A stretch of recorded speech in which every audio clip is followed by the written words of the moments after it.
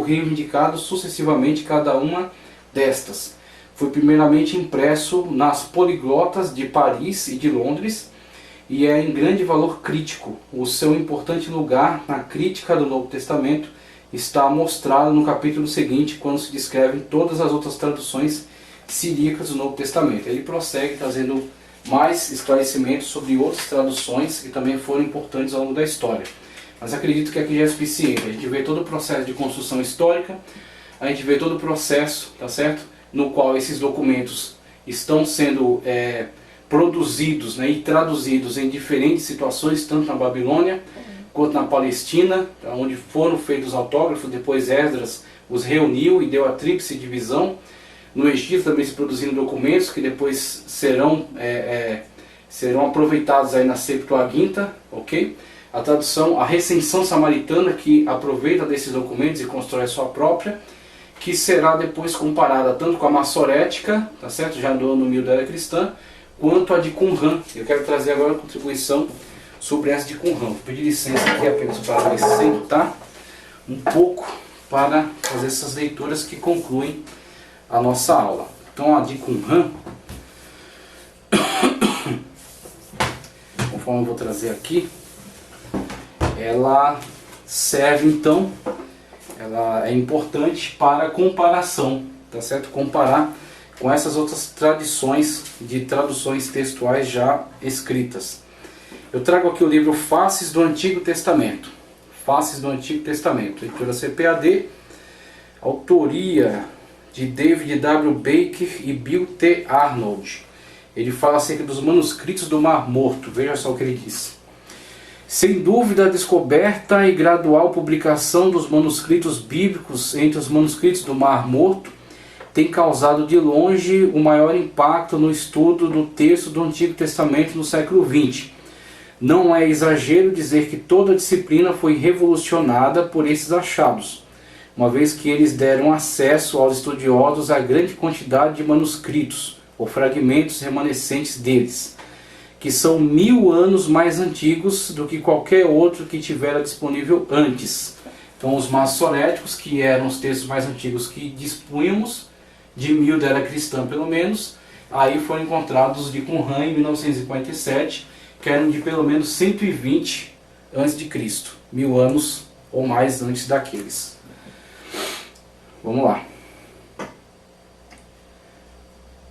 Infelizmente, embora uma quantidade de pergaminhos bíblicos tenha sido publicada logo após a sua descoberta, muitos outros não foram. A demora na publicação se tornou oportunidade com uma grande quantidade de controvérsias na década de 80 e no começo da de 90.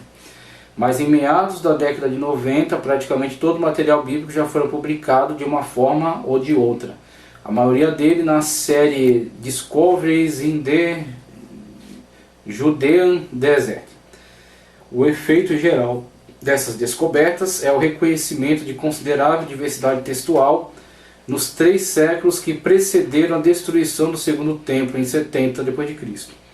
Especificamente, foi agora confirmado pelos verdadeiros manuscritos hebraicos que não só o texto maçorético, mas também os textos do Pentateuco samaritano e do Vorlag, ou texto parente da Septuaginta, tiveram predecessores bem antes da mudança de era.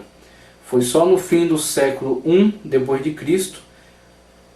Que o texto tipo proto-maçorético, a estrutura consonante do que seria mais tarde elaborado pelos maçoretas medievais, tá certo? O texto maçorético, né? Emergiu no judaísmo como o único testemunho para o texto da Bíblia hebraica. Por conseguinte, fica claro agora que no final da época do Segundo Templo, incluindo o tempo de Jesus e dos apóstolos, o texto do Antigo Testamento era consideravelmente mais diverso do que se suspeitava anteriormente. Alguns poucos exemplos servem para ilustrar essa diversidade. Sabia-se havia muito tempo que o Pentateuco samaritano diferia do texto maçorético de várias maneiras relevantes. Várias maneiras relevantes. Algumas tendo que ver especificamente com a teologia samaritana e algumas tendo que ver com a harmonização das expressões. Muito bem. Um texto tipo que inclui estas expansões harmonizadas, mas ainda não tem as modificações teológicas, especificamente samaritanas, é representado pelo 8º pergaminho bíblico entre os manuscritos do Mar Morto. Parece clara a inferência que o Pentateuco samaritano representa um estágio posterior desse mesmo texto tipo, com a adição de modificações sectárias. Então aqui a questão é, o pergaminho do Mar Morto revela um texto proto-massorético, ok? Revela um texto proto-massorético que depois sofrerá algumas adaptações pelo Pentateuco samaritano. Então, adaptações de linguagem e questão teológica, né, daquela seita, uma vez que eles estavam totalmente separados, né, e até tinha um certo conflito entre os judeus e os samaritanos. Então haverão adaptações para a leitura em relação àquela seita, né, em relação àquele grupo religioso distinto, ok? Mas aí você tem então um texto proto-massorético agora para fazer comparação com um texto massorético com acréscimo então dos sinais diacríticos. O distanciamento é entre o texto proto-massorético observado, que aliás ele está dizendo aqui que haviam diversos textos, né, uma produção textual muito maior do que se imaginava, e o texto samaritano, o Pentateuco samaritano. Então há um distanciamento entre eles. Vamos lá. Uma situação semelhante ocorre em relação ao texto parente da Septuaginta. Encontramos no livro de Jeremias uma das diferenças mais surpreendentes entre a Septuaginta e o texto massorético. O texto da Septuaginta é aproximadamente 1/7 mais curto que o do texto massorético. Por isso é de excepcional interesse que 2 fragmentos de manuscritos hebraicos que refletem o texto mais curto da Septuaginta tenham aparecido entre os manuscritos do Mar Morto. Menos surpreendente, mas ainda relevante, são os outros manuscritos bíblicos de Qumran, que em muitos detalhes textuais parecem representar o mesmo texto tipo no qual se fundamenta a Septuaginta. Entretanto, também é verdade que a maioria dos manuscritos bíblicos descobertos no deserto da Judéia são do texto tipo proto-massorético.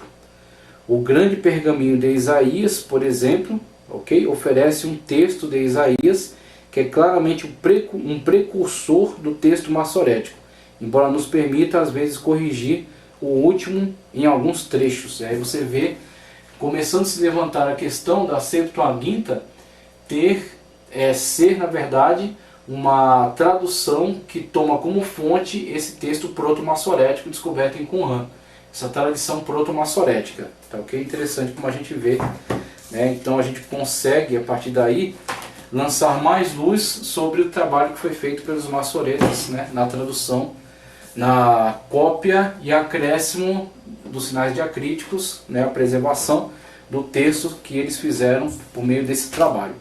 Eu quero trazer aqui umas leituras finais que falam agora sobre autoridade, para fechar aí nossa grande aula de encerramento do cânon do Antigo Testamento, né, o cânon veterotestamentário. Então eu quero trazer alguns conteúdos que falam acerca de autoridade do texto. Tá? Eu vou trazer aqui uma leitura de Josh McDowell, Novas Evidências que Demandam um Veredito. Novas Evidências que Demandam um Veredito. Já cânon, tá certo? Só para fixarmos aqui. A palavra cânon tem origem na palavra cana, o junco, do hebraico ganer, através do grego canon. O junco era usado como uma vara de medir e acabou tendo sentido ampliado e passou também a significar padrão. Orígenes, pai da igreja do século III, empregou a palavra cânon para indicar o que chamamos de regra de fé, o padrão pelo qual devemos medir e avaliar. Mais tarde adquiriu o sentido de lista ou rol, conforme Bruce destaca. Aplicada às escrituras, a palavra cânon significa uma lista de livros reconhecidos oficialmente.